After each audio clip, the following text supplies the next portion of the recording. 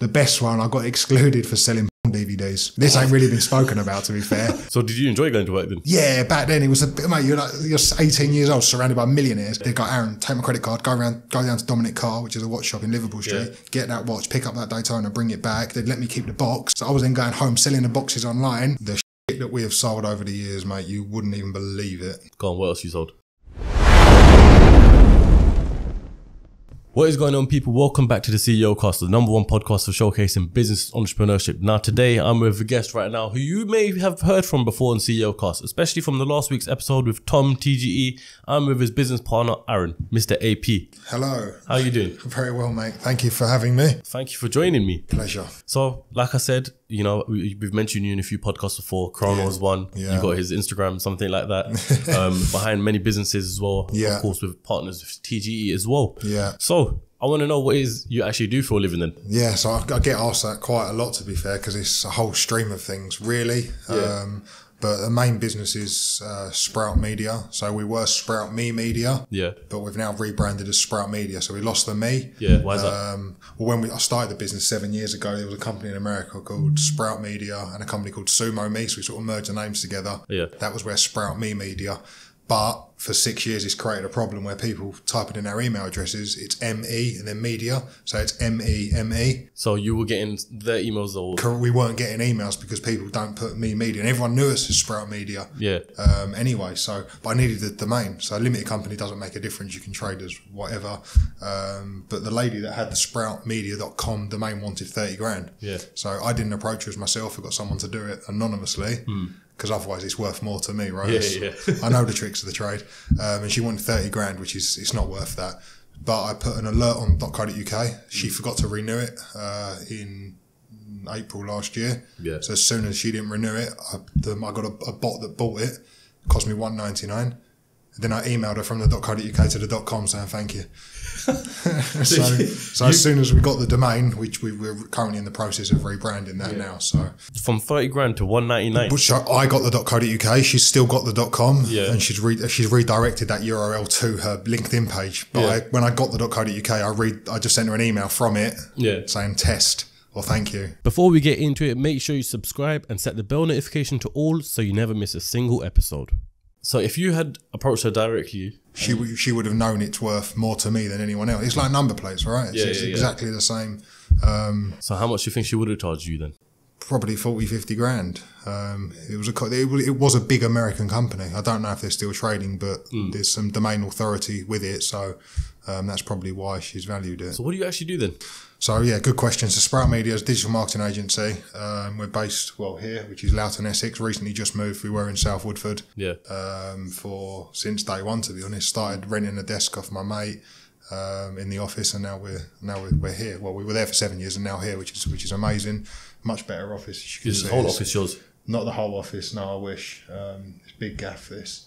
So this is like shared offices. We've got one of the nice offices at the front. So I've just moved in recently. But no, we really like it. It's good. Yeah, that's sweet. So what is it exactly you do for brands and companies? So digital marketing, obviously that means a lot. 5 years ago, that means something different to what it means today. Yeah. But essentially we are a digital marketing company or agency, whatever you want to call it. And we manage the social medias and online perception and platforms of businesses. So Instagram, Facebook, LinkedIn, Twitter, Google Business and everything like that.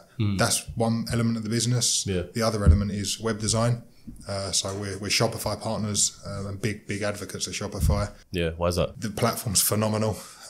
Whether you're turning over £1 a week or millions of pounds a week, like Gymshark, they're on Shopify, and anyone that comes to see me for an e-commerce website will set them up on Shopify. They're never going to outgrow the back end of what it can do. Yes, you've got to update things with it to grow as you do with any business. But Shopify is unbelievable. You've got an app on your iPhone, everything's controlled from it. Yeah, because Shopify, you can literally, because I remember checking out the website one time. Yeah. It's got obviously different like prices and stuff like that. Yeah, so depending on different servers. Free plans. The basic plan's $30 a month. It's about 22 quid.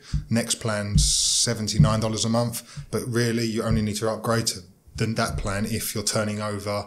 So it works out if you turn over 50 grand a month revenue by upgrading to the $80 a month plan, you'll save £150 because you'll save 0.2% in credit card fees.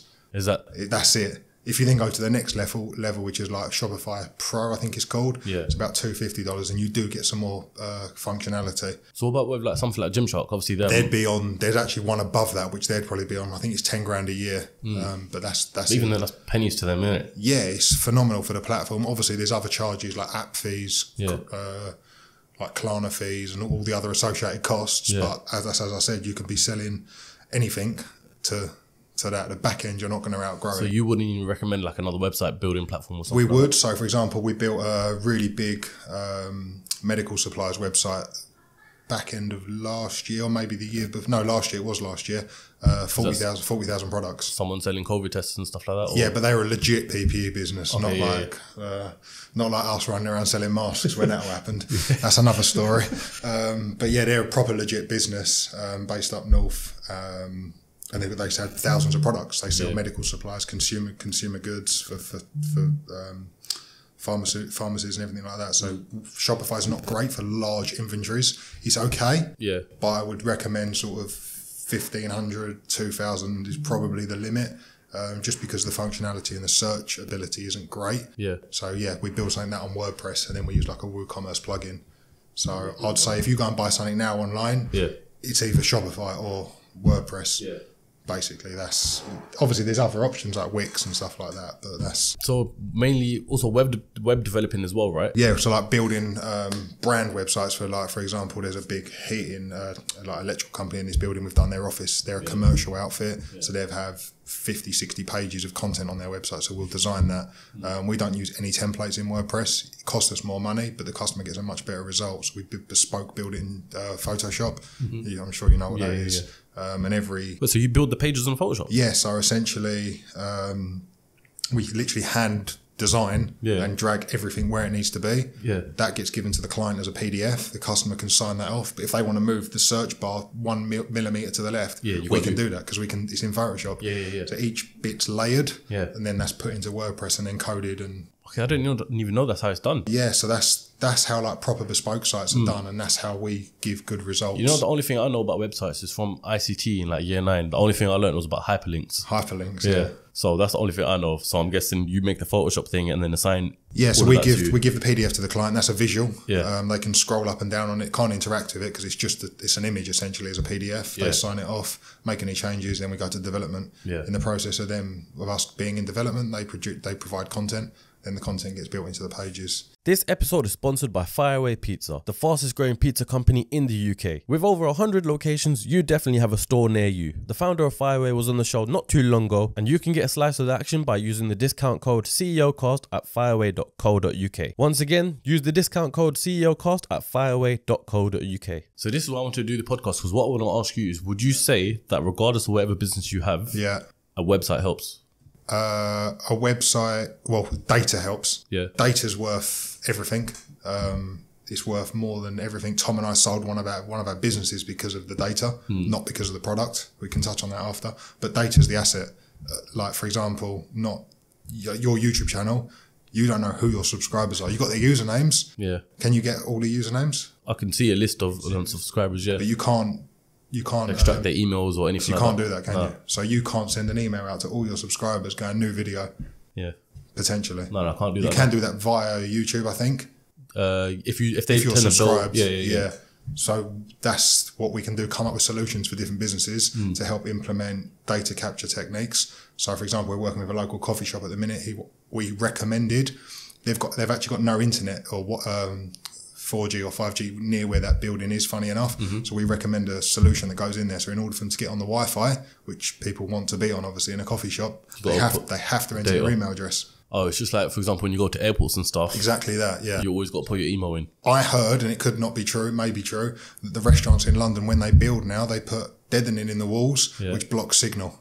In London, it blocks the phone signals in the restaurants. So meaning that you've got to use the Wi-Fi? You've got to use the Wi-Fi. I don't know whether that's true. Don't shoot the messenger or the keyboard warriors. It would make sense. What is it about the data that it's an asset? Worth something? It's an asset. It's your customers. It's your clients. It's your people. And even with Instagram, you've got your followers, but you haven't got their email addresses. Obviously, some people have got their email addresses, and we've got tools that will extract and scrape data. Yeah. But you can't do that with YouTube. They're cleverer, mate. Yeah, so what I heard from like just a rumor or something that someone big within the industry, I'll tell you off camera, I don't know if it's true or not, Go on. sold their, or part of their business or something for the data for X amount of billions. But yeah, data like that would be amazing because he's shifting his audience from his social media platforms, which are massive, as you know. Yeah. So his YouTube, his Instagram, I imagine they're as big as he's taken the customers, the followers, if you like, to a platform where he's getting their data. Yeah. He's getting their first names, their last names, probably their addresses. Obviously not getting their credit card information because that's stored with the third-party payment platforms. But yeah, he'll be getting email addresses. That's data, and that data is his audience. You've got niches there, so people that are interested in watches, people that are interested in cars, and whatever else. And what do people do with this data? Like, there's loads of things you can do. You can put that data into Facebook to create lookalike audiences. So plug one of the products, Watch It Shine, watch cleaning kit. We've got data, so that business provides a service, but enables people to clean their watches. yeah, Not conflict of interest with what Tom does. Note that. you mentioned that on the last podcast. I know. Yeah, there's an ongoing thing there. He'll get you. But we've got data. So yes, the product is great. It helps people clean their watches and it does work. But we've got data of watch owners in the UK and abroad. We sell a lot to Dubai, a lot to the Middle East, and loads to the UK. And we've got data of watch things. And yes, this product works with any watch, Casio's, all the way up to Richard Millet's. So is that what would you say? Is that why like most of these websites before you could buy something without even having to make an account? But now most places they want getting data. So another plug. Let's look at. I know you spoke about this with Tom last week. Yeah, a month ago. These are air fresheners. So I started this business. Is this Emoji Fresh? This is Emoji Fresh. So this was the first. Well, it wasn't the first one that me and Tom done. No. So me and Tom had.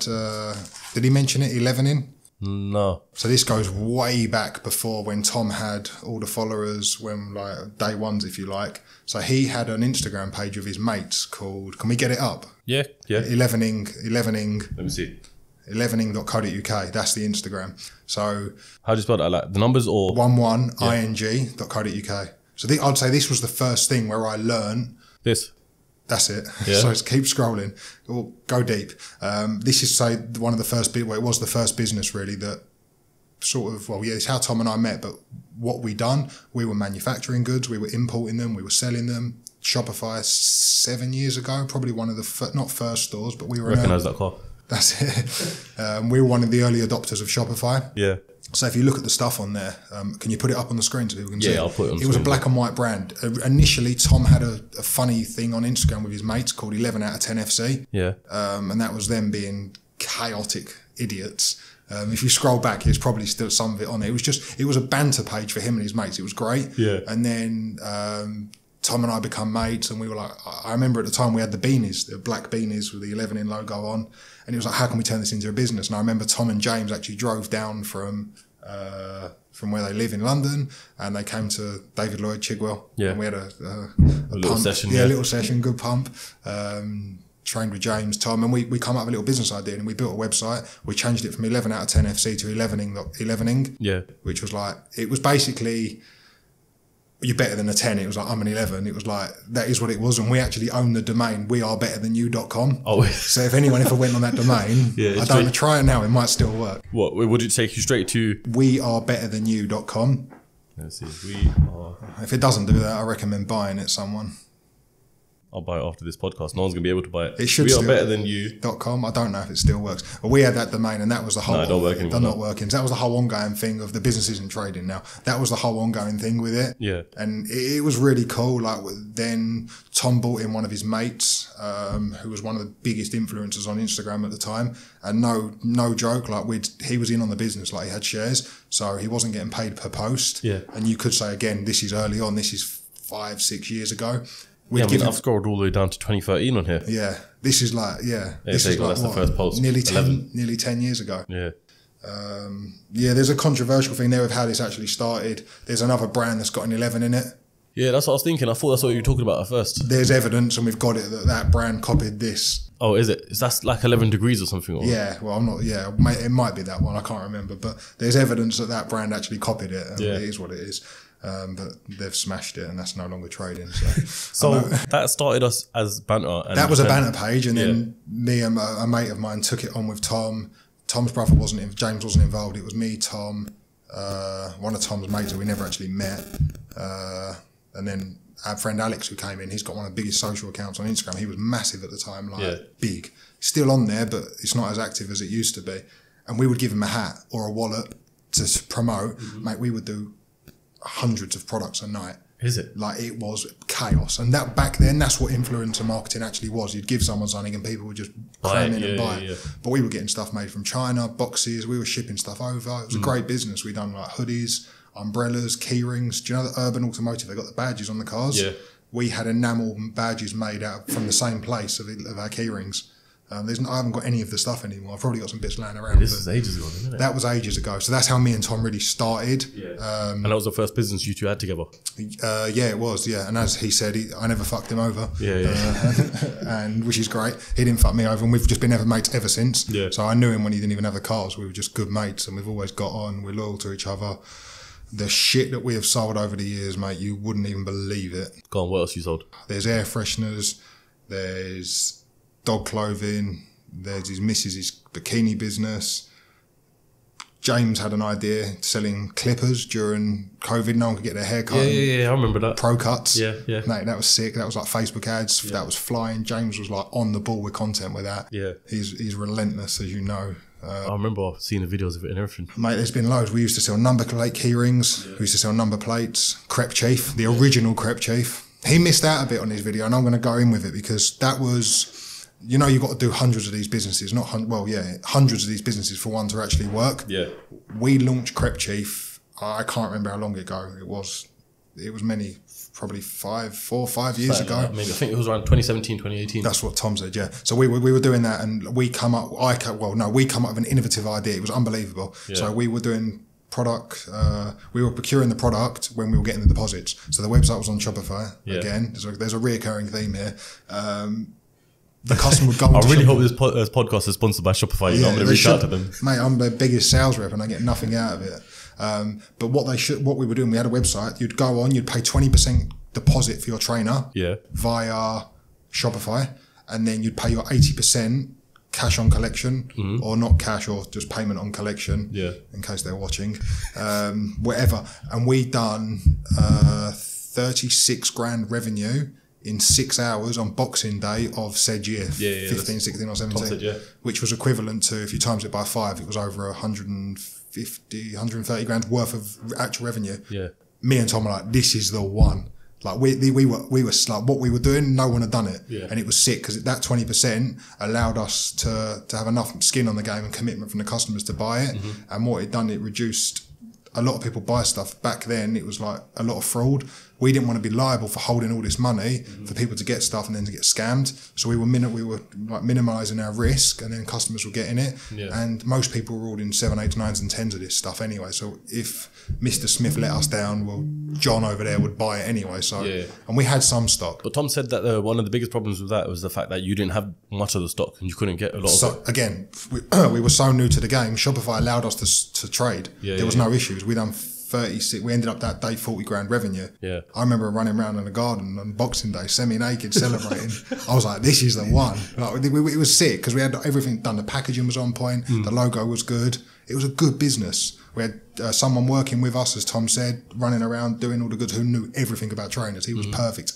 Again, this is still going on now. And Crepe Chief Notifier leveraged off of that. Don't get me wrong, they smashed it, but they leveraged off of that and they took it to the next level. So we got shut down. We had to refund every single person that later that night. Shopify closed the website. They emailed saying, like, great, but where are the trainers? Yeah. So we sent them fabricated photos of real trainers from real warehouses. It just weren't our shit. Yeah. Obviously. Is the stuff you're allowed to say on camera?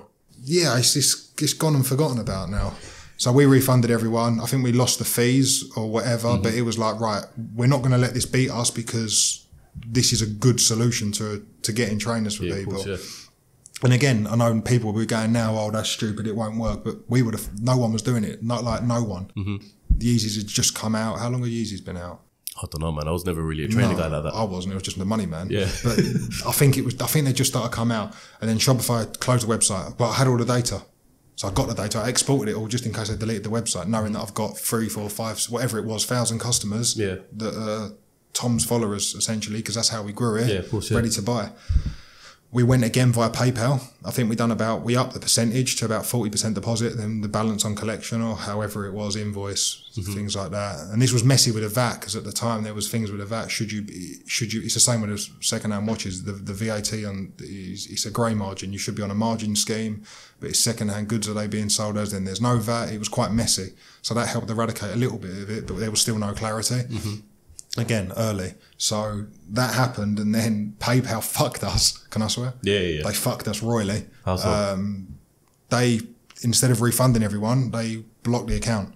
So their money was now stuck in PayPal. Okay. That was about 25 grand. Yeah. That happened a week after we launched. By then, we'd sent out probably half the trainers. So of that 25, 30 grand, we had the money. We couldn't do anything with it. So we had to buy the shoes out of our pockets. Yeah. And then anyone that had to get refunded, we had to refund out of our pockets. That money took 180 days to come. 180 days. Again, send us evidence you own the trainers. But again, it was such a new thing. And now it's tight. Like, you can't do a lot of this stuff. Shopify have leaned up a little bit, like loosened up a bit with it. And then I was like, right, we've got something here. We've got to go again. And Tom knows we're aggressive with this stuff. So I found someone who worked at WorldPay, and we figured out a way to integrate the WorldPay payment gateway with Shopify. Slightly controversial, because Shopify weren't using PayPal or their own platform through Stripe. We done via WorldPay. Same thing happened again, but we lost money on that. How much money on that? I can't remember. Was it more than 25, 30 grand? Or? No, that was the biggest loss for our PayPal. Yeah. WorldPay, I think it took 6 to 10 weeks to get an account set up, and we passed all the due diligence, all the KYC. It was a legit limited company. Nothing was it wasn't a fugazi or nothing. It was fine. But then we got blocked after, and you're sending these emails going, well, why did you give me an account if you've done this? And they're like, oh, well, you've not met terms and conditions. It was like, crap. But you got to think. So me and Tom were like, I'm done. You're running out of energy at one point for one thing. Yeah. I was like, right, let's just leave it. The Instagram account sat redundant. Yeah. I think it was just at crepchief.com, maybe. I think, wasn't it just Crep Chief? Yeah, there was. And there was, when I set the accounts up, I spelt chief wrong. So we had both. Don't worry, I've done that same thing in the podcast with Crep Chief boys. Yeah, I before he, except after C. But yeah, that's how it started. And then the account sat redundant, nothing was on it. But some of the content was unbelievable. Tom had shot with all the clothes. He had the SV at the time. Yeah. It was really good, the photos. It was a good brand. And then I think Tom from Crep Chief, the current Crep Chief, he dropped a message to, it was either to the Instagram page, which I had access to, or a DM to Tom. I can't remember. He was like, blah, I want to buy the page. And I remember messaging Tom going, oh, you're like, he was like, we were bartering over the price. I was like, mate, stop being a tire kicker. And I think that triggered him to go and buy it. To buy it. So he bought the Instagram account, fair play, man of his word. He did buy it. And it was probably a lot of money for him back then. I can't remember how much it was, but he put his money where his mouth is, and probably one of the best decisions he did. Yeah. Me and Tom weren't. Well, Tom was still he stayed involved with it. When Tom from Crep Chief asked, I was cool with it, because they're honest and transparent, and that's what things should be like. And then they cracked on, and I think they were doing more of a consignment thing. Is that the word, where they were taking orders and getting the stuff? I think so at the time, yeah. But you're just getting messing. You're dealing with messes. That was the problem, and I think they had the same problem. And I think they wanted to scale this, and they came up with instead of making 50 quid selling the trainers to people, let's teach people how to get the trainers in the first, which is so controversial, but so amazing. And you know what they've done. And hats off to them. And then I came back into the business, not officially in, but as a social media person, or whatever you want to call me. Been called a lot worse. To help them run the ads at the beginning of lockdown. So the week everyone thought the world was going to end. Yep. Tom said, look, let Aaron run the ads. And we'd done the ads for him. We smashed it. And Tom would say... Was this before the iOS 14 update or something? Yeah, way before that. Everything was being tracked. It was, everyone was doing really well out of it. They were signing up hundreds of people. It was a sick thing. People were sitting at home with their fingers up their things, bored. They didn't know what to do. And for 30 quid a month, you give it a go. Whether you get an air fryer for your mum or a hot tub for the garden, you're gonna make some money somewhere. Then the PS4s or 5s. PS5s, like that's they it. Smashed it with the PS5s. Yeah, and it's an amazing. Like, I like seeing it. I'm not bitter. I think it's unreal. Like they've taken a calculated risk, if you like, because at the moment that's probably a lot of money, and they've smashed it. It's great. And now they're going on to do all sorts different things. But it's a thing, you keep relationships with people, as in you never know what happens. But that's sort of how that's that side of the business and stuff. So what I want to know, because you've said a lot of information here right now, Yeah. Me, I'm not tech savvy at all. Yeah. So some of the things you've said, I've understood. Some things I didn't understand so much. So where did you get all your tech knowledge from? So how it started, I left school young. I got my dream job working in the city. Well, dream job working. I was doing carbon emissions, but hold on, I was the only regulated carbon emissions trader from Essex. Okay, so I was FSA regulated, FCA regulated. Like, you tell someone you're doing carbon emissions, they're like, oh, you're spank. No, I was legit FCA regulated, proper entity. I was working for ICAP. Check out the LinkedIn, legit. I'm not one of them people, definitely not. And I was working doing carbon emissions. Great desk. How old are you at this point then? I was A-levels, just after 19, 18, 19, 19, yeah. So I joined the desk as a bitch, as a runner, making tea, grabbing lunches. Unbelievable to be around that environment at that age was surreal. I can show you the videos of the stuff that used to go on in that office. Yeah. I think as I got in, it was like you were still allowed your phones on the desks. And then as I exited, it was all changing. But I got in, I had 3 years of madness, the stuff that used to go on. It was Wolf of Wall Street. That's exactly what it was. Is it? Yeah, you probably shouldn't say this on camera, but it was unbelievable. It was the best environment to grow up in. Mate, I remember getting... So did you enjoy going to work then? Yeah, back then it was mate, you're 18 years old, surrounded by millionaires. I'd get sent down to I was in Liverpool Street. Yeah. You know, where Broadgate Circle is still there. Yeah. So the office has been knocked down there. I used to get the bosses, the guys used to get their bonuses on like quarterly. Yeah. They'd go, Aaron, take my credit card, go down to Dominic Carr, which is a watch shop in Liverpool Street, get that watch, pick up that Daytona, bring it back. They'd take the watch, put it on their wrist. They'd let me keep the box because they didn't want to take it back to their missus to see it. So I was then going home, selling the boxes online. They'd keep the papers. But this is when Daytonas were back, list like 10, well, probably list at like 6.5 back then, and like trading at 10, 11. Panerais, everything. And that's like, this was like mad at that age. What made you think to sell the boxes?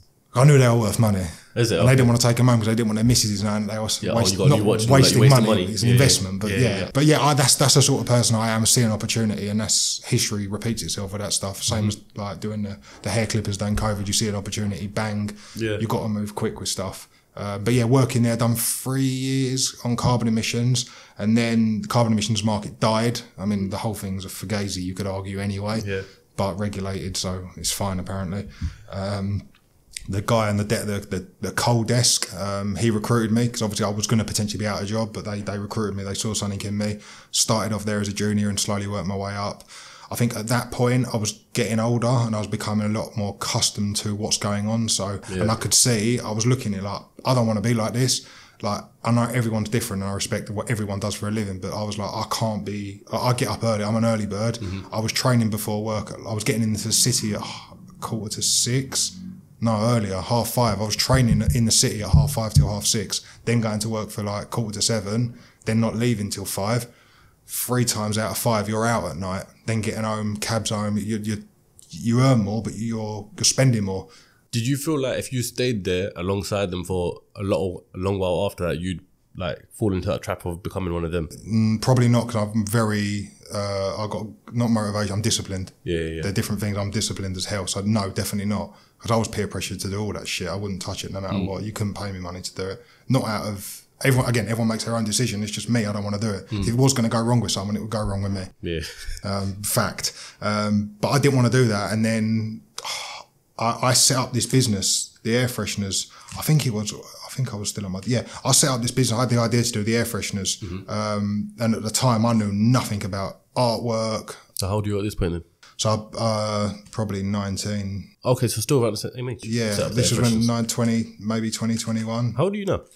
Just turned 30 now. Okay, Most people think I'm a lot older, but I've just turned 30. And we started the air freshener. It was just me, and I asked a friend of mine to come in at the time. His dad was a graphic designer. Yeah. I was like, right, I'll give him 33% of the business. He can do all the designs. Yeah. I was like, right, I ain't got to pay for it. And I was like, at the time, you're like, yeah, this is sick. First limited company, Fragrance Vibes Limited.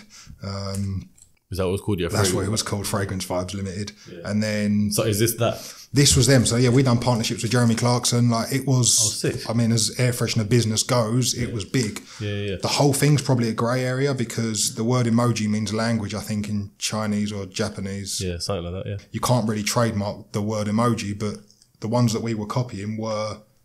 Not copying, the ones that we were replicating were Apple's emojis. They were there. And whether they were trademarked or not, no one knew. We paid money to solicitors and no one could actually come up with an answer. And like, you got the verification badge. Yeah. We never received any legal complaints in the whole time the business was trading.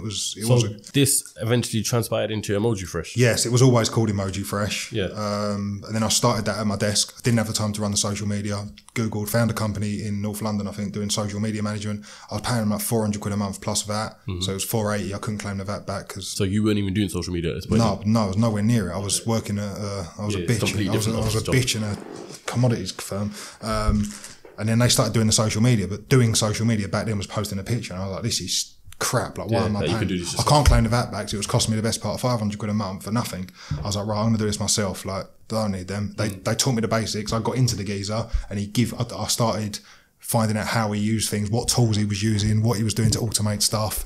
And I was like, right, I can get busy with this. And then what happened? Then I left. Now, this is where it goes a bit funny. So, you know him as well, but I'm not going to say the name. Hopefully he sees this and he realises. He promised me a job. So I left my job in the city. I was a bit all over the place at the time. I know him. Yeah, you know him. I've never spoken about this. My best mates know, but I left. I was a bit all over the place at the time. My parents just said they're going to get divorced. They did, and I was a bit all over the place. Obviously, everything's perfect growing up, and then bang, something like that happens. Yeah. You go fight or flight. So I got given an opportunity to go and work for someone, very, very successful person, and I took it. So I left my job. I had a 3 months notice period. Luckily, they let me off. So I still got paid for my 3 months, but I was on garden leave. Yeah. And then the job never materialised. Oh, is it? Yeah, never materialised. And I left a good job in the city. Like, I was 21 probably at the time, earning good money for my age, plus all the perks of the lifestyle. There, it was unbelievable. Yeah. That job never materialised, unfortunately. Well, it did, and I don't know, whatever. It never happened. And then I thought, right, I've got to do something different here. Let's try recruitment. Obviously, an Essex boy, you've got to give something else a go. Done recruitment, didn't really get on with it. I wasn't right for recruitment. I'm tenacious and all of that, but I just wasn't right for it. What do you mean? You tried your own business or you? No. I went to work for a company. I interviewed at like 20 companies. My friends have got good recruitment firms and I was getting advice at the time where blah, blah, blah. They're all the same, but obviously you're going to find what niche is good for you, IT, healthcare, blah, blah, blah. I didn't know. I went into tech. I think it was big data at the time. I'd done 6 months. I'd done 2 placements, respectable. Yeah. It weren't for me. I didn't really like it. It wasn't. I like doing quick deals, and I think recruitment is not quick. Yeah. You can get lucky and do quick deals, but it's not. It's too slow for me. So I left. I got a phone call from someone from another broker's saying, "Do you want to come and we're setting up a desk doing cold? Do you want to come and do it?" And I was like, "This is unbelievable! Like, this is an opportunity of a lifetime because the other brokers aren't going to give you their customers. They're not going to give away their money." Yeah, cool. So I went to work there, big company in Piccadilly Circus. They're an oil company by trade, but they do colder commodities. It didn't work out for whatever reason. There's funny reasons. It just weren't for me. And then I left. I think I drove around Europe by myself for 2 weeks. That was either then or before. I can't remember. Why did you drive around Europe? I don't want to get away. Okay. And I love driving. I'm obsessed with cars. That's probably how we met. What car were you driving at the time then? Golf R. Oh, is it? Sick. Golf R. That was the first one. 320 quid a month leased. So that one must have been... Mark 6. Yeah. Yeah, that was with a chip in it. That was leased, 320 quid a month. Yeah. Good car. Yeah. 6 of my mates, we all had the same ones, different colours on the same lease deal. Yeah. But yeah, we haggled with Loughton over there. What, VW right there? Yeah. And then I got back and I was like, look, I know social media. I was still running the air freshener business. It weren't turning over thousands, but it was, mate, they cost fuck all when you were selling them for 2-3 quid each. Yes, you got to sell a load. No one went on and bought one. Average order value was a tenner. People were buying 4, 5 and 6. So postage was like package deals or something. Yeah, but I wanted people buying 5. I didn't want people buying more than 5 air fresheners. Yeah. Because anything over 5 was a small parcel. Okay. So if it was 5 and under, large letter, stamp in the post box, no ag. So then over 5, you're actually spending more money. More money. So I was not losing money. Depends on how many bought. They bought 6. I was worse off. Yeah. But people were pricks. They go, I never received them. then they cost fuck all. So you're gonna have churn with anything. So then I was running that, sitting at home. I was living with my dad at the time. Parents got divorced. It was easier to live with my dad. Blah blah blah. And then I was earning no money at the time. I remember my dad was paying for my gym membership. I was in Repton Park, funny enough. So my dad was helping me out paying the gym membership, doing what was like good parents. And then my dad's mate was like, "Can you do my social media while you're at home?" I was like, "Yeah, why not? What do you do?" He was like, "I've got a recruitment business." I was like, "Okay, well, I've done recruitment. I know social media. How hard can it be?" Yeah. Bang, nearly got him as clients today. And then my mate, he had a recruitment business. He gave me that opportunity, and I was like, sick. So I got 3 clients. Emoji Fresh. I was paying myself to do it because it was although it's my business, you still take money from one. Yeah, of course, limited company to another. So I had 3 clients, and then I got 4, then I got 5. Then my mate in Southwood was like, "Do you want to come and work with me?" I was like, "Yeah, why not? Give me a desk." And then he came in on the business. Didn't really work out. Bought him out with every penny I had at the time in the company. Nothing wrong with him. Definitely no disrespect. He was a good asset and helped me a lot on the beginning, but things change. So then I took it all back myself. Got my own office in the same building. He was still supporting me, to be fair, still generating leads. We were doing a lot of recruitment businesses. Then we just grew, man. I was door knocking. I was doing everything. And now we've got a lot of clients doing their social medias, Instagrams, blah, blah, blah. So when you was door knocking, how was you like pitching that to people? I remember the Loughton High Road, Loughton High Road. I remember one of the restaurants, like you're always driving around the area, so you know what's going on. Round here, everything's, you know what it's like, everyone knows where everyone is. And I knew where restaurants were coming up. So like, for example, the one in Loughton I drove past it and I could see the awning coming down. I literally parked on the side, drove up, I actually saw a geezer wearing a shirt and a Rolex. I was like, he's definitely the owner. Walked over, bang, shook hands, turned into a client. He liked that. And that's what we were doing to build the business from scratch. He'd recommend us to someone else. What did you say to him? Like, I'll run your social media? Yeah, at the time, no one was doing social media management. We're not talking about last week, we're talking 6 years ago. I was like, "Hi, my name's Aaron, I've got a digital marketing business." Didn't have a business, I had 3 clients. But give me a chance. And that's sort of how it happened. And there's been a lot of companies around here that have set up. It's a hard game. People think it's easy, it's not. Some of our clients do not speak to us because they just pay us and trust us to get on with it. And others drive us mad, but they're the ones that get the results. So it's swings and roundabouts. And we'd rather be driven mad by our clients because they appreciate us, they use us, and they value us. The things as well, everyone seems to be doing digital marketing nowadays. Like you see a new Instagram pop-up page, like, drop shipping this and drop shipping that. Mate, drop shipping, I'm sure it works for some people. Like everything works for some people. Selling air fresheners works for some people. Doing podcasts work. Drop shipping, I've done it. I don't like it. Just you got this stuff's coming. Primarily, people assume drop shipping's from China. Mate, that's getting stuff from China to the UK. Getting stuff from here to Sussex in the post is a nightmare at the minute with the strikes. How am I going to get something from? It's too much out of my control. My mate owns a business called Car Cologne, right? And because we spoke to them because natural. So he's on Royal Mail strikes all the time, and he's just got. Like, you can't do anything. No, exactly. And even with the clothing brand at the time, we were using, there you go, DHL. They've just driven past. Big up. We were using DHL. You pay a premium, but the shit gets there. It gets there the next day. It's guaranteed. None of this, like, I didn't get the parcel. Because it's tracked and everything as well. Yeah, I know. Like, I've had it done to me before. I've had stuff that's gone missing, and I feel bad because I think the drivers have to pay. Pay out of their pockets, isn't it? We had an air fryer Ninja double one on the way to us the other day, but the boxes are going out in outer boxes, but the outer boxes say Ninja double. So if the driver don't deliver it, he's got to pay the money. Okay. But the Ninja's worth more. They've been nicking them all. Like, why wouldn't you do that? You can buy them back off DPD or whatever for 200, but they're worth 250, 260. We had one go missing. I was like, I know what's happened. They don't just go missing, do they? So you've had a proper experience in like e-com and stuff like that. And so not only running e-com businesses. Yeah, I love e-commerce. It's amazing. I think it's unbelievable. I think the clothing brand was an eye-opener because that showed me the size problem. So as soon as you offer people sizes, small, medium, large, small's not small, medium's not medium, large ain't a large. That's the problem. So one size fits all items is my game, because it's one size fits all. There's none of this, it don't fit me. They know what they're getting. I don't think we've ever had one of them get sent back in 3 years. And it probably makes it easier for you, because something like that, you just order a quantity when you're manufacturing and stuff. No, so this is a phenomenal business. This is, can we talk about this one? Yeah. So this is a watch cleaning kit, Watch It Shine. My business partner, Miles, it was his idea. 100% his idea. His brain works in weird and wonderful ways, and he comes up with these concepts. Miles, the chap I met. That's it. Yeah. UK packaging. UK packaging. Big Here we up. are. They've done the box. So he came up with this weird and wonderful idea, and I was like, and this is when we first met. I was like, yeah, that's a goer. And he had known it's a good idea. So Were you a watch guy yourself? I like watches, and obviously being around the pricks in the city, you sort of gravitate towards it. I think my first watch was a Datejust, but mate, I don't wear nothing no more. No point in London, not in this anyway. country anyway. So yeah, we came up, but there is nothing on the market. Primarily, what you'd used to is hot water, fairy liquid, and you'd wash your watch. Nothing wrong with that, but no one had bought a kit out that actually did it. The same as getting a normal mini cab. There's no difference. When Uber come along, it was better, more convenient. So we bought this out. Miles made the boxes. UK packaging. They're not cheap. They're the most expensive part of this box. They look like premium. But listen boxes. to that. Look, that's. Yeah, you hear that quality. They're good quality boxes, and that's people leave this on their shelf. Yeah. And there's everything's in there. But do you know what? Majority of this stuff is all from the UK. It's all hand assembled. So we can't get them from China because, well, we could now because freight rates have come down. But to bring these boxes over would have cost a fortune. Yeah, I can imagine. They retail at 40 quid. They're a great product, and I like the one size fits all.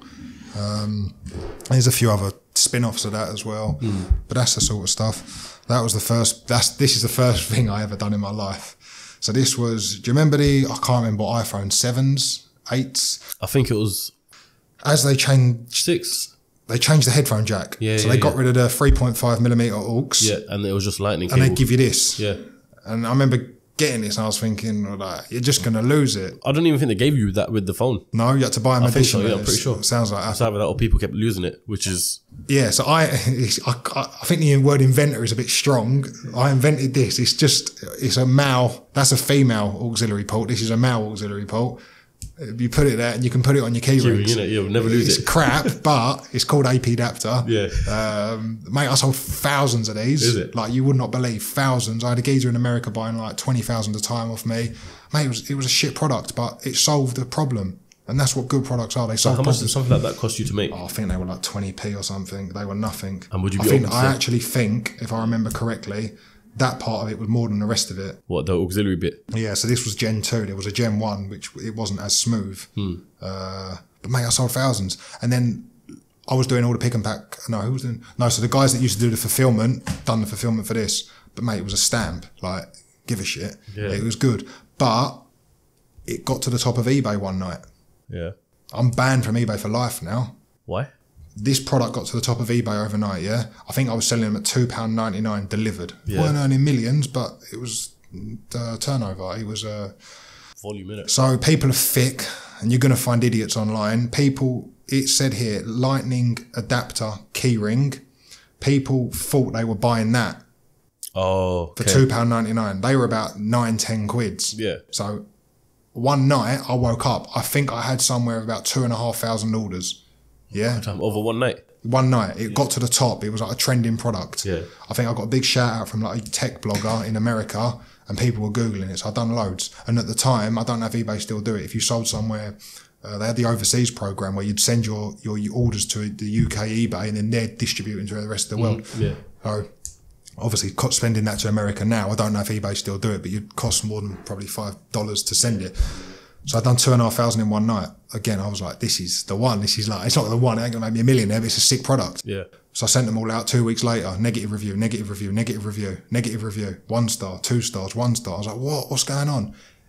I never got the lead. I just got the keyring. Yeah. People thought they were ordering that. Did you have it in the description? Mate, it was crystal fucking clear. It said iPhone adapter dongle not included. Oh, is it? You But people see the picture and the price. Yeah, They're like, yeah, give me yeah, one. yeah, but people yeah. ordering 2, 3s. So I had the money through PayPal probably at the time when they weren't owned, when they were separate. PayPal refunded everyone. because and then bang, I got like 100 negative reviews in one day, and then eBay shut my account down for life. So how much money would you have made from that then? Oh mate, there was thousands out of it. It was like a shit little product. And what, you had to refund everyone's money, or? Well, yeah, eBay shut the account and refunded everyone. So I got the product trending where you wanted it, but people are thick and they read what they want to. Yeah, but couldn't you argue to eBay that? Mate, they just it was just a mess. I still can't get an account back. I've got one now, but under a different name. Yeah, exactly. And then I remember that my dad got blocked. He's not even linked to me on paper. My missus got blocked. My missus's mum got blocked. They must have been doing it on IP, but someone would have thought it was like a big fraud case. It was a key ring. But that's genius though. Mate, at the time it was a good idea. I know you look at it and you think it's a piece of shit, but it's good. Like, you spotted opportunities everywhere, because that's something I would have wanted, because mate, it was convenient. Yeah, literally. I think everyone mainly had them just attached to their AUX cables in the car. Yeah, that's it. That's literally it. That's the only thing. But yeah, no, that's pretty much it. I mean, I don't know. What else have you done then? Other opportunities? What I want to know, what was school days like then? Because if you've always been like this, and here's the funny thing about it, we grew up 30 seconds away from each other, right? Yeah, we didn't know that, right? We didn't know that. I was like, yo, what? Huh? How old are you? I'm 25. Yeah, so a few years on me. What school did you go to? So I went to King Solomon. Yeah, the Jewish one in Barkingside. That's what's gonna happen. Yes, is that the one just off on not Fencefield Road, Fairlop? Fairlop, yes, on the corner of Barkingside High Street, Fairlop, Tomswood Hill. Yeah, good school. I was alright growing up. I went to private primary school. I'd say when I left that, I was probably educationally here, where the average was here. Yeah. And then joining secondary school, I was like that. I weren't dumb, but I didn't apply myself. And if my mum and dad watch this, I didn't apply myself. I was in my room, should have been revising, but it's boring, mate. Like, I don't care that X is 1 and 2. Like, I never use it. Mate, they don't teach you about VAT and corporation tax. Now I run God knows how many limited companies. I've had to learn all that shit. Why don't they teach you about corporation tax, VAT returns, dividend tax, this tax, that tax? Yeah. They don't teach you any of that. No. And you learn how to use equations, but it's of no use. Teach people how to be like staying in jobs 9 to 5s basically. Yeah, but that's changing, mate. That goes on to another thing, that people have unrealistic versions of reality nowadays because of Instagram. That's the fact of it. I didn't have that growing up. I think my generation, probably your generation. I think my generation was the last ones to. Yeah, so my generation didn't have it. If we wanted something, we went out and done it. Like, we didn't have. You'd have MSN back in the day, but you'd go around to your mate's house and knock on the door. Oh, is Tommy in? Can we go out? Yeah. But it weren't like that was. Yeah, I think I weren't a street kid. I was definitely not a street kid, but I grew up on my bike every night after school on my bike, causing trouble. Yeah. Always 100%. We used to drive up and down, ride up and down all the way to Barkingside, Fairlop Waters, the whole. Mate, I remember doing this sellotape around the bollards in Longwood. Exactly that. Yeah. Doing all that. But yeah, no, KS was a great school. I was into I got excluded a lot from school. A lot. I weren't naughty. I was just, looking back, it was selling stuff. The best one, I got excluded for selling porn DVDs. This ain't really been spoken about, to be fair. So you were selling what DVDs? So porn DVDs. Oh, no, X-rated. I was 15 at the time. We were selling them. This is when you couldn't just go on. It must have existed, but no, because internet probably it was. You didn't have your phones, did you, back then with videos on it? So I was selling them on discs. Yeah, we all had like Sony Ericsson flip phones. That's or something like that. Yeah. I was selling them on discs. I was burning them at home, selling them for like $5, whatever. It was like I can't even remember. And then my mate got caught with one of them, and I'll never forget. The teacher put it in. She was like, "What's on the disc?" And I was like, "I don't know. I've never seen the disc before." Yeah. They couldn't link it to me. Yeah. I was like, I don't know. She put it in. It was porn. I was like, oh God. I was like, I don't know how that's got on there. And I was like 16, big blazer, thinking, what have I done? She's like, office now. I was like, oh. So they excluded me for 3 days. I'll never forget. I was like... 3 days ain't bad though. No, holiday, innit? It's fine. Yeah. So I remember getting put into the headmaster's office. I was like, oh, like this is bad. 3 days exclusion. I remember getting home and my dad, I remember the look on his face was like... He didn't really know what to do. My mum was fuming. Did he know the reason why he got excluded? Yeah, of course. The school told him. But my mum was livid. Yeah. But my dad was like, he couldn't really have a go at me because it was like entrepreneurial and I was doing porn. It was like, but I remember the punishment. My dad deleted all my music. Yeah. LimeWire. Okay, yeah. Back in the day, he deleted all my music. That was my punishment. So it was pretty funny. And during So why did, wait, hold on. You could have been burning CDs from LimeWire and putting songs and make a playlist and selling that in school. But you done porn instead. Mate, it's just what it is, isn't it? God knows. But I've done loads of stuff. I got excluded. We set up, so Jewish people wear couples. Yeah. People call them skull caps. They're called couples. We set a business up embroidering them. Yeah. So we put Tottenham and Arsenal logos onto the couples. Yeah. At school. So it was all through the thing. People were paying about £5-6 a thing. And the money was going into the school's charity thing. And then we were being a bit different. We were then paying the kids, the naughty kids, to go and nick the couples off people so that we could then sell them more. It was a bit bad. I got excluded for that again, but we made a lot of money for the school. It was all for charity. Yeah. I then got an award. There was a guy called Jack Petchy in Ilford. I don't know if you remember. No. I got a Jack Petchy award for that, setting that couple business up. So, but it was the same thing I got excluded for. Did you know the details for that? No, probably not. But it was still a business. The money went to charity. I think we made 500 quid. Like, that was a lot of money at school. I was probably like 15. But and then obviously I was doing the standard selling sweets. That was, There's some funny entrepreneurial stories from the beginning. I had jobs since I was 12. So I had a paper round since I was 12, £22.50 a week. Get up every morning at 6, do the paper round, then go to school. At one point, I had 3 jobs. So we used to finish school half day on Fridays for Shabbat, which is like a Jewish thing. Yeah, lucky. It was, looking back, it was like sick, half day. I used to go straight to work. So I worked at Westfield in Shepherd's Bush. Yeah. I got a job there at 16. The day I turned 16, I started work. I was a key holder to a jewellery shop. Yeah. How I got that, I do not know. But I used to work from 5 till 10 at night, then get the train home, or 5 till 9. I think 10 was Christmas. Get home, 11 p.m, Gantsill Station. Yep. Walk home, save my bus fare. Yeah. Get up, 7 a.m, back to work, 8 till 5. I'd done that whilst at school. 8 till 5? How did you do 8 till 5? Saturday. Oh, Saturday. Okay. So I was working Friday nights, then Saturday mornings. Then we started doing Yellow Advertiser. Yeah. So that's like a paper round, but it was like once a week. Yeah. And that was where I was like, right, we can earn money doing things, but not really doing things. You can cut corners. I think that's where you get to start being a bit... Where do you think that entrepreneurial spirit in you come from?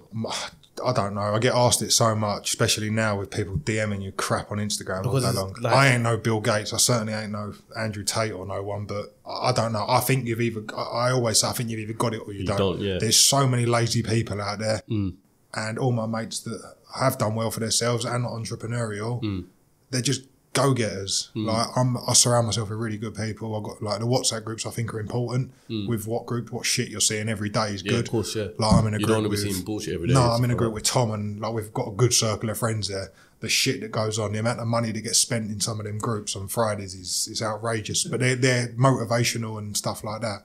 I ain't on that level with them. Most people, any of the guys you interview, one day hopefully, but a lot of very wealthy people say to me the journey is better than the destination. Of course, yeah. That's why I don't ever focus on how much someone's earning or, finances or anything like that. It's literally the spirit in you, because, there's one thing, people firstly being lazy, don't do anything.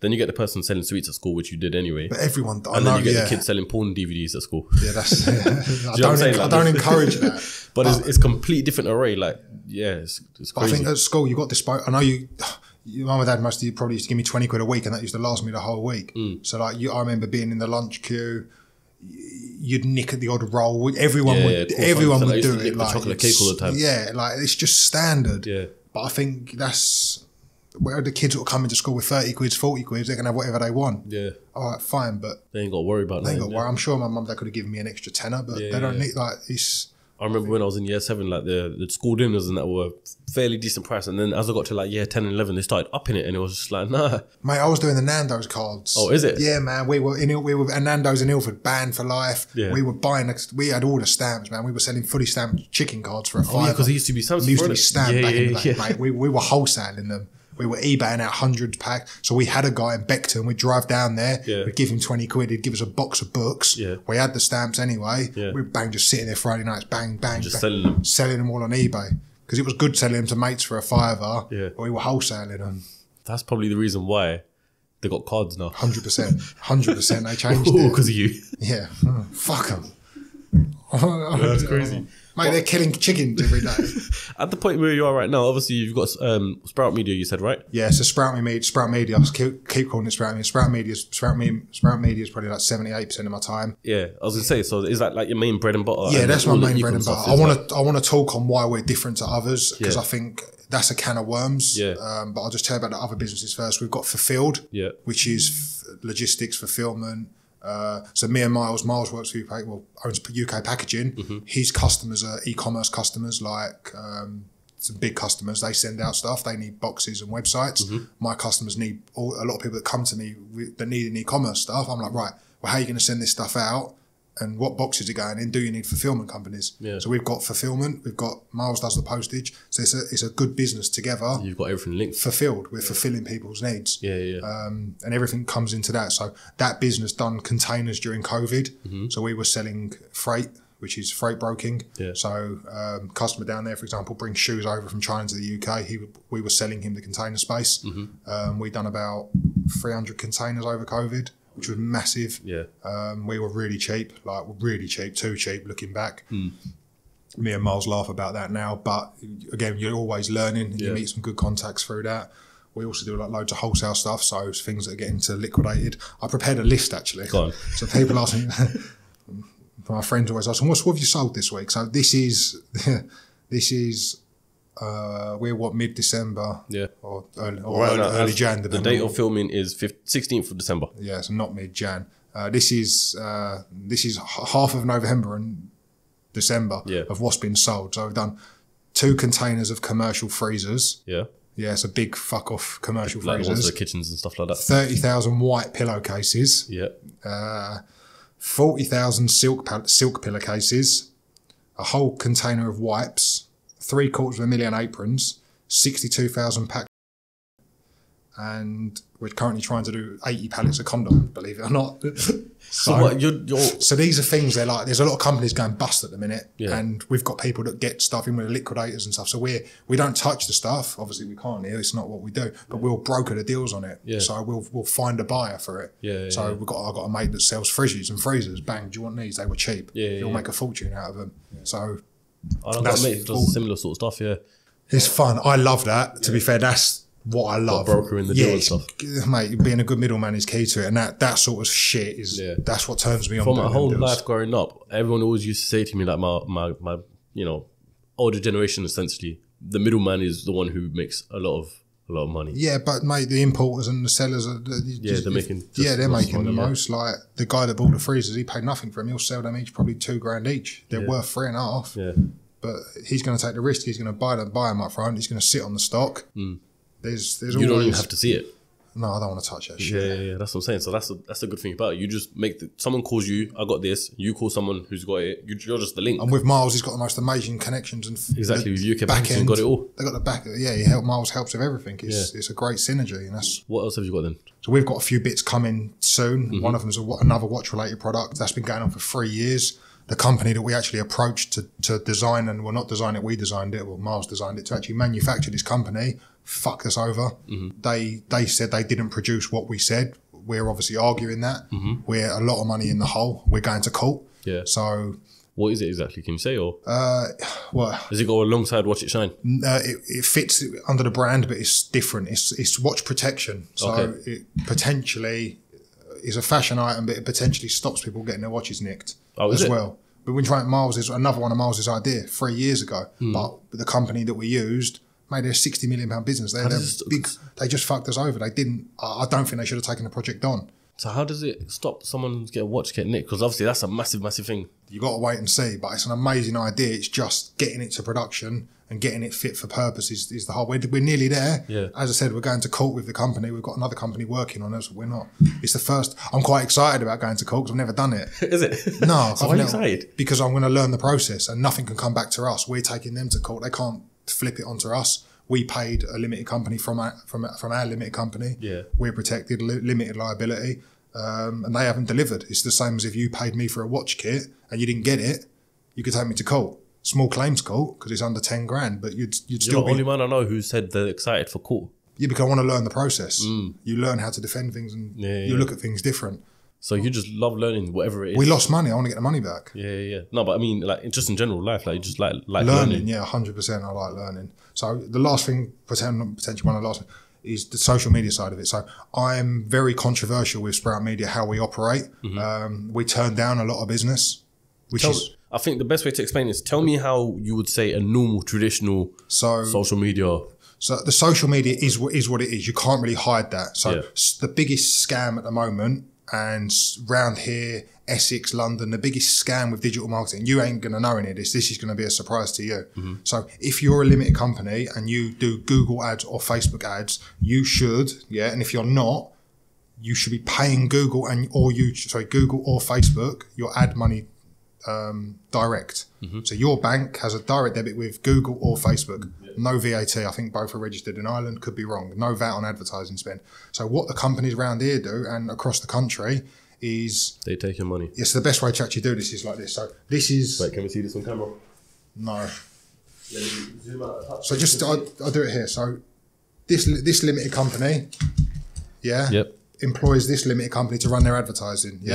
This company gives, say they've got a 10 grand a month budget, that 10 grand a month budget should be going to Instagram directly. Then this and Google and this company should manage it. Should manage that company's spend, But what the dickheads around here are doing is saying, give us the money. Give us the money, because Mr. and Mrs. Smith around the limited company don't know. Give us the 10 grand plus our 20% management charge, which is normally that's a fair charge. So they're taking 12 grand, But what they do is they give the customer, the original customer, a platform that manipulates the cost per click. So if this company are paying 5p a click, they're going to tell that company it's costing them 10p a click. Doesn't sound like a lot, but they're nicking half that customer's budget. And that's how digital marketing at the moment is so untransparent. So realistically speaking, so company A, the one who are the digital, managers essentially, they're charging them a 2 grand management fee. 20% of spend is about fair. So 20% average, and then they're taking half their money anyway. So they're manipulating the cost per click to the client. So in a 10 grand budget, these lot are actually profiting 7 grand. Potentially. Some of them even take more. It's been going on for years, but a lot of the big boys, I ain't mentioning no names, but a lot of the big boys do it, the companies that you wouldn't even know. And the sales reps that work for these companies, they ain't got a clue. They don't know, because they're being top down. They don't know. So they'll go and sell to John over there who sells hot tubs. Big companies I'm talking about, selling them AdWords. They ain't going to do nothing. John's going to give him 500 quid a month. They ain't going to spend any of it. If anyone is not paying Google direct or Facebook direct and they're doing ads, alarm bells, 100% alarm bells. So there's no valid reasons as to why they're not paying it. So how do you do it then? The customer has a direct billing relationship with the platforms, and we charge a management fee to manage that client's budget. So they can see everything. Transparent. 100% is the only way to do it. And there's no VAT as well. So then it comes down, is there VAT fraud? I don't know this, but is there VAT fraud? If they're paying 10 grand plus VAT on their ad spend, I don't know. There might be an expert out there, but again, I don't know how that works. That's crazy. And that's a can of worms. And we turn down a lot of business because people are like, well, that company said they can do it for 500 quid a month. We can't do it. And my reputation's it takes years to make the reputation. Of course, you don't want to put it all down the bin. And Tom touched on that on last week. It's like we do what we say we're going to do. And there are, like, we turn down people that are like, oh, this one's told me they can get me to the top of Google overnight. Oh, how much are you spending? 300 quid a month? No, you ain't getting to the top of Google overnight for 300 quid. SEO, if you can't commit to 6, 12, 18 months, take the family away on holiday instead. Really? Like, that is at the top of Google for watch cleaning kit. Is it? Yeah. How much you got to spend to get it? I've done it myself because I know how to do it. Oh, is it? Yeah, it's time, and that's what people pay for. That was at the top of Google for emoji air fresheners. Yeah, what does it come down to? Just SEO and stuff SEO like that? and meta tags, alt descriptions, H1s, H2s, how much content. There's loads of content about that. Social media does help. Shopify's now, you can put meta descriptions in. That massively helps with SEO. I get loads of... I had a guy call up last week, Jim, in a village in the middle of nowhere. Got a bodybuilding gym in a village. Yeah. I don't know how many bodybuilders, like fucking the tanks and like living in this. And he was like, right, I want more customers. I was like, right, well, what's the radius that you think someone's prepared to travel to your gym? He was like, don't know, 10 miles. I was like, okay, how many members have you got? Blah, blah, blah. So there ain't, who are you going to, I said to him, who do you want to attract? He was like, more people. I was like, but who? Like, who's in the village, who? Yeah. Well, can you just do it and see? I was like, no, because we're not doing that. We're not, the reputation's too too much, and we turn down so much. Mate, 9 times out of 10, these people are getting robbed, and they don't know it. And we try and offer transparency. Spend a lot of time like consulting with people. Yeah. So you try your best to make things work for yourself and obviously the consumer. And if it doesn't, it's got to work for them first. It's got to work for the customer. And if it doesn't, you won't take it on. No, because it's pointless. Because what we're going to get 3 months money out of it. Yeah. But then we lose years of recommendations and repeat business. Yeah. So who sort of clientele you got now then? So packaging companies, funeral directors, drink companies that are based just over there. Yeah. Mate, loads of companies. We work with all sorts. We've helped people scale businesses and sell businesses online, and been promised commissions that we've never got, then been paid with stock. What was the story you was going to say about Emoji Fresh in the Morning with you and Tom or something like that? You exiting the business. Oh yeah, so Tom met someone during COVID who I think was selling hand sanitizer. You can't make it up. They also sold car cleaning products. Yeah. We were supplying them with bits and God knows what at the time, and then the conversation happened. What else do you do? And it was like car air fresheners. Like, can we buy the data? Can we have the data? Yeah. And I was like, well, now because of GDPR, you can't buy data. I think the only way to do it is to acquire the limited company, and the data moves with it. Yeah. So they bought the limited company, but you can't buy these air fresheners anywhere anymore. They got rid of the website. Yeah, they just got the data. They got rid of it. I would love to have that back, to be fair. I know it's just... So they didn't even buy it because of Emoji Fresh. They just wanted... I think there was... I had something innovative. I was doing subscriptions on emojis. So people, I remember that. Subscribe to air fresheners and they'd get a monthly amount every month. Yeah. Whatever it was. So there was repeat revenue there. But it was being VAT registered sort of killed that business. Really, because you were bringing stuff over from China, no VAT, and then you were selling to the customers, charging them VAT. So the air fresheners were going up from £2 to £2.40. Yeah. And it was, But that's what I'm saying. Some of these businesses, they're small businesses. But so you just take opportunities everywhere. So what I'm saying is like, this is your main bread and butter. Yeah. And then all the e-com businesses you have are just for fulfillment of so yourself. If you think if we do it for other people, why can't we do it for ourselves? I think that's why people use us, because we do I don't know anyone else that does what I do and actually has e-commerce companies themselves. How do you spot opportunities? I think the days of these viral products are sort of, you've got to come up with something innovative and invent solutions for people that invent solutions for problems, and or come up with something that's innovative and not been done before. People have tried to copy that. Someone around here tried to copy it. Is it? It lasted 6 months, gone. It's hard to get things right, but with the knowledge and experience I've developed, and I've worked for some big companies, man. I've had clients spending $100,000 a month on AdWords. That's a lot of money. Yeah, like they must have big budgets and big turnovers and everything. It's all relative, isn't it? Yeah. Tell me then, because I wanted to have this conversation with you as well. Yeah. Yeah. The podcast. If I was to have a website, how does that impact the podcast? Well, I don't think it would. You can put the video, you can embed the video URLs onto the website. Yeah. The views still count on YouTube, so you wouldn't actually be detrimenting yourself anything. Oh, so if they watched it on the website, it would actually count on YouTube. Yeah, because you embed the YouTube URL onto the website. Okay. So you're just going to create a platform for people to go to. In terms of like growth and growing the podcast and getting the name out there even more, can a website help with that? I think. Yeah, because you can then get data and you can email them. So, for example, you can email and say new podcast with me. No one's going to watch it anyway, but you could email all your subscribers going new podcast. Yeah, and they're going to click it, even if they click it for 10 seconds and view. I don't know how long does it take for someone to click it to count as a view on YouTube. I think it's 15 seconds. So if they're going to click it and engage with it, just make sure you put this as the first 15 seconds. That's it. I'm going to put that as a thumbnail now. Yeah, I know. There you go. But then if I was to potentially, set up some sort of subscription service, something on the website that captured all that data. So you could start selling T-shirts, for example. Again, but really, are people going to buy that? Really think you probably haven't done it for that reason, but come up with something. I was initially going to do it as merch, and I thought, I don't really think audience would buy it as much. Like, I don't think people watch this and think, I need to see old school diary planners where people that are trying to get into business and they want to map their days out. There was a company in America. That's what I was thinking of doing. A company in America bought a diary out. It was called the Personal Planner. Sick. I used to use that when I first started the business. You'd map your whole day out. Nowadays, I can't map it out. My phone's rang 15,000 times whilst I've been doing it. You can't map things out. Do you still use a handwritten diary and stuff? No, I do use a diary. I don't miss anything. I'm not late for stuff either. That's for that one. But no, I have to have a diary, man. There's too much going on. See, that's what I was thinking about for merch for myself, having stuff that actually helps the entrepreneur rather than having a t-shirt, because t-shirt ain't going to do anything really. But then my point People being, will buy into you in the brand, but Yeah. that's not. Are you going to make a $5? Yeah, exactly. It's not worth it. I mean, I sat down with manufacturers, done calculations and everything like that, and I was just like, you know what? I can make way more money and probably less time consuming as well than by doing something else. Mate, the knowledge and the experience that you've got by talking to these people, not so much myself, but the big people that you spoke to, they're like, you've got people will start to pay for your time eventually. Exactly. And I was thinking even maybe doing like a business consultancy sort of thing, because I've got links everywhere now. If someone had a problem. You said being a good middleman. Yeah, literally that. Middleman right here. Yeah. But we've done loads of other bits, like the Instagram usernames thing. That's obviously... Yeah, that's why I asked you the other Chrono day. shouted me out from that. Yeah. So I actually... So how did it start? I had someone at Instagram, he would do anything for me, but mate, he was like, do you know Bav? BHP. Yeah, so he had, I can't remember what his original one was, but he had another Instagram. He had 2 Instagram handles. One was BHP, one was his, I think it was at Bav something, his surname. Did Tom do this as well?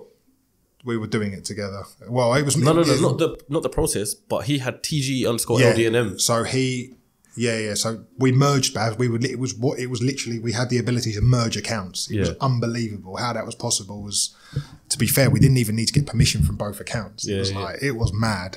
But yeah, we got usernames. So I think we got Supercar Driver on Instagram. They were supercar.driver or supercar_. We got Supercar Driver. I got MRAP, so Mr. AP without the dot. Yeah. And then someone messaged me going, I'll give you $3,000 for it. Yeah. And I was like, all right, sweet. I didn't pay that for it. I was like, yeah, go on then. I was like, give me half now and half later. So he sent me 1,500 quid and then didn't pay me the other 1,500 quid. Okay. And I was like, whatever. Like, it is what it's my fault.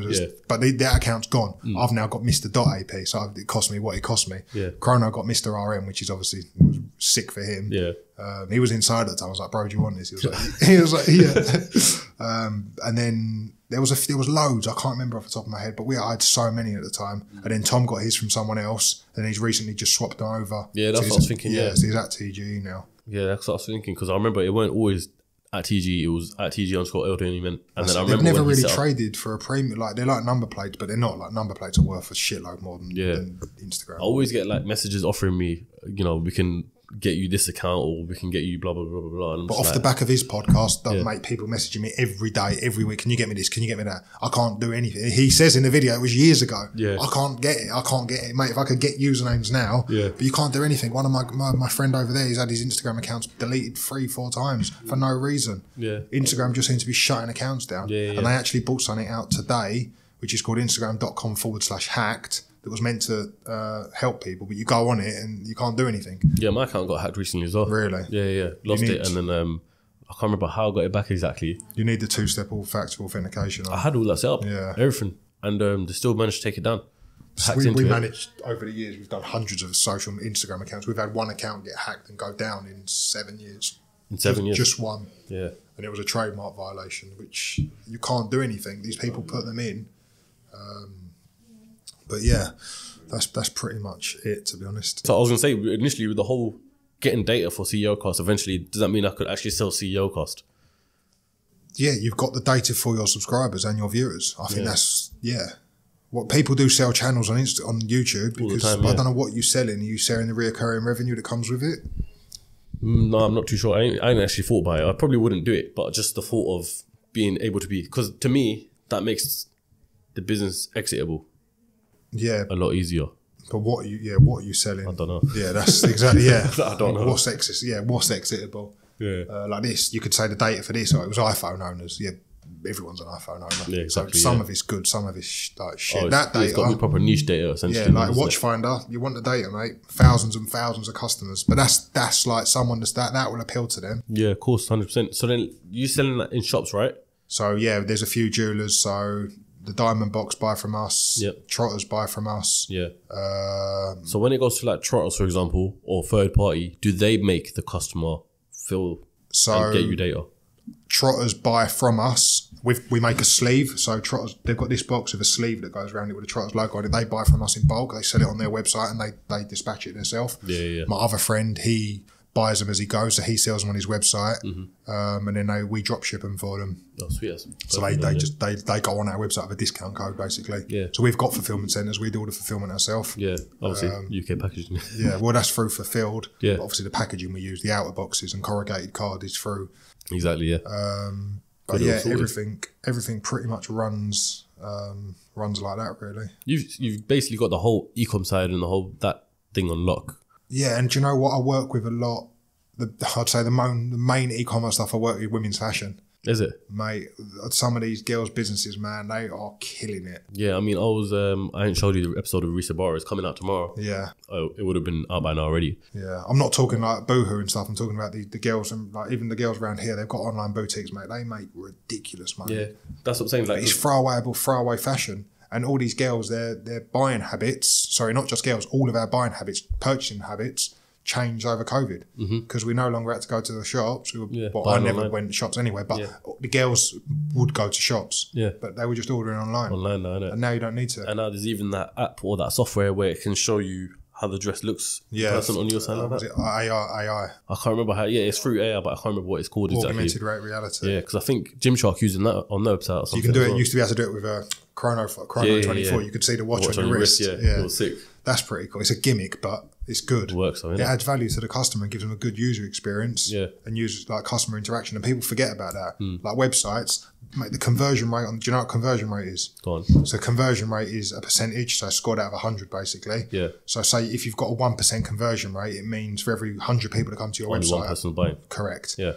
Average in the UK is about 2.1, 2.2. Yeah. That's 5. Oh, is it? Okay. Unreal, because you've got good targeted traffic coming to it. Yeah. But that was probably shit because it was like people just being nosy. I don't know. I'd love to know what people like flannels and stuff like that. I'd love to know because it's like that being a good conversion rate. Do you think that's because you got it to the top of Google and stuff? That conversion rate's more about so that it's relevance of traffic. So if you've got on the website, anyone could get like thousands. I could dump 1 million followers on pages tonight. It's not going to translate into business. No, of course not. So higher conversion rate means we've got a good website. It's functioning. It's got a good user experience. The customer knows what they're getting. You order that now, it'll get to you tomorrow. First day delivery, innit? Next day, obviously pending Royal Mail being lazy. Yeah. How long did it actually take you to get to the top of Google? You working on it behind the scenes, doing all that sort of stuff? I don't know, probably a year. So is there's it? paid ads on it. So if you type in watch cleaning kit, it comes up at the top. But organic, probably a year. Seriously? But we ain't done much. There ain't much content on the website. If you do the basics and you do the basics well, then you can build it up. That was ranking. I mean, at the time, if you went on Alibaba and typed in emoji air fresheners, they were using all my images. Oh, is it? Like I was I was the first person in the world doing that. Yeah. Fact. Like it's crap, it's shit. It's a good product. Mate, it is what it is. It's been amazing. Like I had a smart car, wrapped in emojis. I remember that, and we used to leave it out like in Chigwell. Then we all went to Monaco with Tom and all with James. And everyone. We took the smart car to Monaco. They're all driving around in Ferraris. You're driving around. I'm driving 6'4", driving a little smart car. No, I remember that. And did you know this? When this came out, this was quite quirky as well. Yeah. I remember seeing it around. We done loads, man. With Lenny the Geezer. I can't call him that anymore. Sorry, Lenny Urban. You can highlight that. Lenny Urban. We were selling his mug on air fresheners. Yeah. He had what did he have? He had key rings, stickers. He loved it. The whole shebang. Yeah, but that was back when he was a geezer. Years ago. But we done Lamborghini. Lamborghini? Oh, for him? It was for Lenny. Yeah, it must have been because I remember he was talking about vans, transit like man, wasn't he? I originally know you because I look into people's businesses and I like to see the person behind the business. And when I stumbled across your Instagram, I was like, this guy's a Porsche fanatic. Yeah. So you've been into your cars for a while, haven't you then? Yeah. So I've always been a petrol head. I wasn't really growing up as a kid, to be fair. Was you not? No, not really. I think my first car was a Ford Fiesta. Then I had an Alfa Romeo Mito. Yeah. That was a good little car. Then I had Golf R. Yeah. Is that the Mark 6 one that you had? Yeah, so I had a Mark 6 on lease. That was 320 quid a month. That was ridiculous. Yeah. And then I had... I then had a smart car where I was setting up when I was out of work. And is that the one you wrapped with emoji freshener? So that was wrapped with the 11 in logo first. Yeah. Then I think it later turned into emoji fresh. Then I had another Golf R. Mark 7? 6.5 facelift. Of what, the 6? Yeah, 6.5 I think it was. So that was wrapped Nardo grey. Yeah. Yeah, that had all the blue thing on it, blue lines, box in it. Yeah. That's the car. That was sick. That was quick. Yeah, now I've just got the dailies and then not supercars, but it's not a collection. I just like having one car. What have you got now? So now I've got a GT4, new one. Picked that up recently. PDK or manual? Manual. Yeah. So the car before that was the 991.2 GT3. That was PDK. Yeah. That was the phenomenal car. That's the one we drove around Europe in earlier this year. That was really good. I just love cars. I would say the best car I've probably owned, and it's controversial, is I had a Mini GP. So it's a Mini Cooper S Works, turbocharged. I think it was an R56 engine, and it's only 2 seats, factory. I think it was 2,000 or 1,800, something like that. Can't even remember which one. I bought that during lockdown. Yeah. A guy that lives near you, actually. Is it? Yeah. Great car, sick car. I used to love that little You thing. don't own it anymore? No, I sold that with regret. I think the guys that bought it, he overpaid for it, and he's still got it and still trying to sell it. Oh, is it? So if he sees this... Yeah, because car prices went through the roof, innit? Yeah, and they're going to come down I next think year. they're already on the way down. Yeah, no, the Minis, they've held around 22, but I think that car will go down a bit next year. I'd probably like to get one back, to be fair. Is it? I'd rather that than a watch, like, at the minute. So. Grab it, buy it back. Yeah, no, it's just room as well, right? Yeah, so yeah. I can't take the little one out in it. But yeah, I'm a Porsche fanatic. I've had 2 GT4s, two GT3s. Got another few bits on the way. What you got on the way? Another GT4, actually. So What, same shape? Yeah, I'm trying to, same shape. I'm going to go PDK this time. Oh, is it? Okay, yeah. I'm trying to build a relationship with Porsche and do things that way now. Yeah, the new 918 replacement. Yeah, that's to getting a GT3, a GT product at least. That's the goal. And it's not about getting it to flip. It's about enjoying it and doing the mile, like banking the miles. So what else you got? that's it. I've got a daily thing, range regret. Why? Range regret. I don't like it, mate. You don't like Ranges? Nah, it's a good car. It's been amazing this week. It's the only week I've not regretted having it with Yeah, the see, there snow. was a black Range there, and I thought that was your one. No. Mine's probably leaking. I think I remember a video on Tom's channel where you both had matching Ranges, right? Or Yeah, he had the Vogue, I had the Sport, still got the Sport. Yeah. But I got an i3S for running around in. I love that thing, mate. It's sick. Yeah, but the range, what's the range like on that? Well, it depends who's driving, me or the missus. You. If she's driving, I think like 180. Yeah. If I'm driving, like not 18, like just foot flat. It's good, but it's in the cold. It ain't been very good. You get like 75 miles out of a charge. But that's probably just you nipping back and forth. Yeah, to the office and back. But Yeah, they're tax deductible, the electric cars, so there is benefits to it. But then if you like electric and tax deductible, why don't you get a Tesla or Porsche Taycan or something along them lines? Or what a lot of people do as well. Yeah. They're getting G-Wagon stuff. I don't think you can put G-Wagons through, can you? In America you can. I didn't think you could. No, you can do it here as well. Really? Yeah, that's why a lot of people got them. I didn't know that. G-Wagons, Euros. They haven't got payloads, have they? No, they do. Really? Yeah. I didn't know that. Yeah. That's why a lot of people, so if people for Instagram watching this right now, yeah, if your favourite influencer or whoever has a G-Wagon. Unofficial tax advice. That's it, yeah, unofficial I don't tax. think that's true. I think it actually is. Really? I remember speaking to about it with a few people, and I'm pretty sure that's the reason. That Urus, Defender, Defender one, is it 110s or 110, yeah, the 130s? or 130, one of them. 130, that's because you can get them with no rear seats. Yeah, so that's yeah. like a pickup truck. They're tax deductible. I've got to research that one. I'm not too sure. Yeah, you need to get an accountant on Yeah, it. maybe question that one. I might have to take that out of the podcast. I don't know. I don't know. But yeah, that's What car would you like to get? Your ultimate dream car? GT3 at list. I want a spec one. That's the goal. To spec, to walk into a showroom and take delivery of your dream car, how you spec'd it. Yeah. I think that's the ultimate. Would you ever sell that then? Yeah, well, I've said nothing. I'm not selling. I've always said, I'm never selling this, and then, mate, you know what it's like. Yeah. Everything's like, for sale now. Yeah. I've realised that. Yeah. A lot of people do say that though. Everything's got a price, and it ain't about the money either. It's just about having something that you've spec'd, because all these other cars you buy second hand, you just. Talk to me then. How would you spec it? Porsche, I'd probably go signal yellow. So that's various shades of yellow, but it's the middle one, signal yellow. Have you seen my yellow? Yeah, banana yellow, isn't it? Yeah, basically, yeah. It's just straight up yellow. Yeah, I'd go signal yellow. It's my dream colour. Or agate grey, something a bit different, but yeah. So that's the cars. I like them. I enjoy track days and stuff like that. I need to do a track day, I want to do a track day in my car. Never in your car? Yeah. I ain't never done a track day. I want to do a road trip. I haven't even done a road trip before. Yeah, road trips are unbelievable. I've heard I've driven to Scotland, but I want to drive deep into Europe or something like that. Yeah, we done a road trip this year and we didn't, and we all got arrested. Why? There's a place in Germany called the Black Forest. Yeah. And we treated it like allegedly treated it like a racetrack for 3 hours. Yeah, what is it? Like big open forest or something? Yeah, it's massive. And you're not Black allowed Forest, to do that or something? Or? Well, it's national speed limit roads, but okay. when you're with 6 of your mates all in black GT3s or any cars, for example. Oh, well, you all got caught by police? Yeah, we got chased. We got escorted out. We got escorted. We got stopped at the motorway. So I'll never forget. We're coming through the tunnel. Yeah. And I was at the front, not leading, just at the front. Yeah. And I've seen a police car at the end on the right. Yeah. What? Just stop this. Just stopped. I knew what was happening. Like I know these things because and I said to the boys on the radio, I was like, "We're fucked. There's a car at the other end of the tunnel." Yeah. So bang on the brakes, slow down through the tunnel, doing 60, car block. Yeah. Fuck. Other ones behind. I was like, "We're done." So they've taken us off. We've gone down. They've taken us under the underpass. They're like, we've had complaints. We're like, don't know, like it weren't us. Like, you got the wrong people. Well, you all got GT3s. Black GT3s. There was six of us. They're like, it must be the other ones. Yeah. But like black GT3s are rare. Yeah. All had ceramics. All had club sport. To see 6 of them at once is like, if like you're into thing, cars, it's a rare thing. All private plates. It was like, oh god. They left us there for like 3 hours. Then they took us to the station.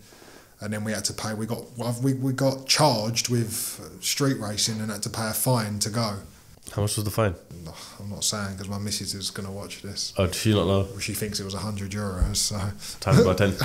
weren't that much, but it was a considerable. It was I got to sleep in my own bed that. Well, not my own bed, but in the hotel bed that night.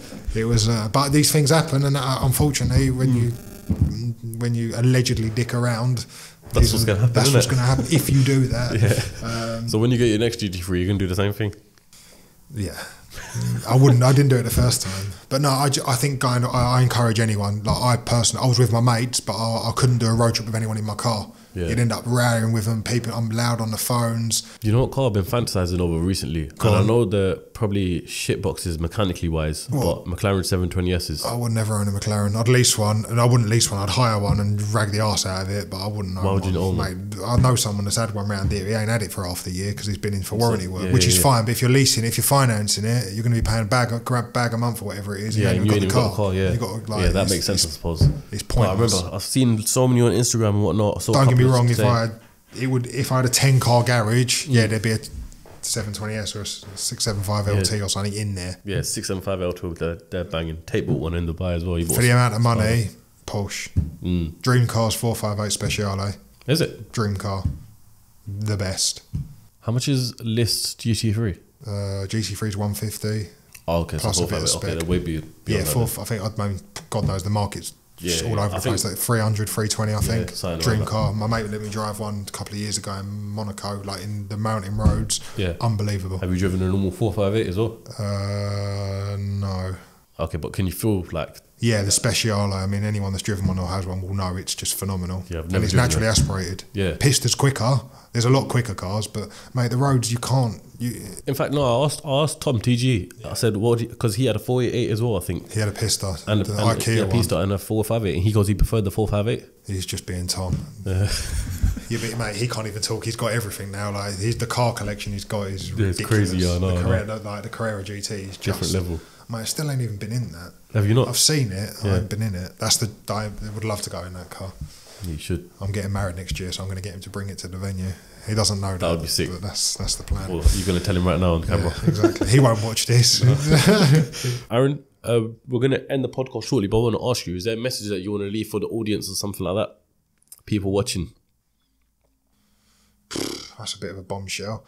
I think just stay in your lane and do you. And be honest and have integrity. That's it. I'll be honest and have integrity. That's it. Yeah. There's too many. Any tips for people who want to start e-com businesses and stuff like that? No, message. We're like, sometimes people come to us with an idea and haven't got the funding to start things. We're not billionaires, but if we see something good, we'll do it ourselves and we'll put the website together, the packaging, the fulfillment. We've got everything there. So if people have got ideas and haven't got the finance. How much does it actually cost to make a website and stuff? Website, Shopify can start from as little as 1,200 quid plus VAT. Yeah. Websites can go up. We're quoting a website now 50 grand. Is it? Yeah. God damn. It's big money. In-depth website. That's not e-commerce. That's like proper. Yeah. But that's R&D, so the customer can actually claim some of that back through the government's research and development scheme. So is it? Yeah, that's a legit thing. Yeah. So little loophole. Be careful for that though, because people are scamming people with doing that as well, saying, "Oh, you're eligible for this," but that's not the case. Yeah, fair enough. You'll get the money, but you'll get clobbered in a couple of years' time. So we've got a very good accountant who helps us do all that stuff as well. So yeah, pretty much. That's it, man. Well, Aaron, I think that's a great podcast. I appreciate you coming on. No, thanks for coming, man. Appreciate it. If people want to find you, where can they find you? Mr. AP. Mr. AP on Instagram, right there. Yeah, Instagram. All my details are on there, to be honest. Yeah. That's all the links will be left in the description below. You can follow me, and if you're listening to this on Apple Podcasts or Spotify, make sure you follow on there, leave a review, do all that good stuff.